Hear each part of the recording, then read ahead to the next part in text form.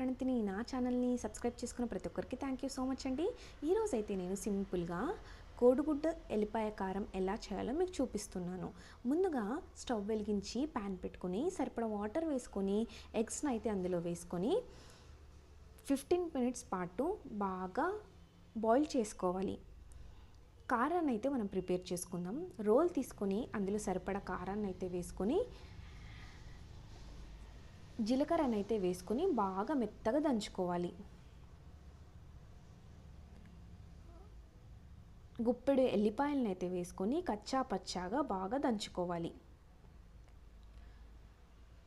దంచుకున్న మిశ్రాన్ని అయితే గిన్నెలో తీసుకొని సపరేట్గా పెట్టుకోవాలి. మనం కర్రీని అయితే ప్రిపేర్ చేసుకుందాం. స్టవ్ వెలిగించి ప్యాన్ పెట్టుకొని సరిపడా ఆయిల్ వేసి ఆవాలు జీలకర్రని అయితే వేసుకోవాలి. పెద్ద సైజు ఉల్లిగడ్డను అయితే తీసుకొని సన్నగా కట్ చేసుకొని ఇందులో యాడ్ చేయాలి.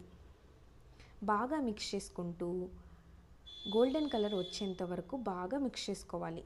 చిటికెడు పసుపు వేసి బాగా మిక్స్ చేసుకొని దంచుకున్న ఎల్లిపాయ కారం రుచికి సరిపడా వేయాలి. బాయిల్ చేసుకున్న ఎగ్స్ని 2 పీసులుగా కట్ చేసి ఇందులో వేసుకొని 2 మినిట్స్ పాటు బాగా కుక్ చేసుకోవాలి. కరివేపాకు, కొత్తిమీర, మెంతం కూర వేసుకొని 2 మినిట్స్ పాటు కుక్ చేసుకుంటే ఎంతో టేస్టీగా కోడిగుడ్డు కర్రీ ఎల్లిపాయ కారం రెడీ అయిందండి. చాలా టేస్టీగా ఉంటుంది. ఒకసారి ఇలా ట్రై చేసి చూడండి. Thank you.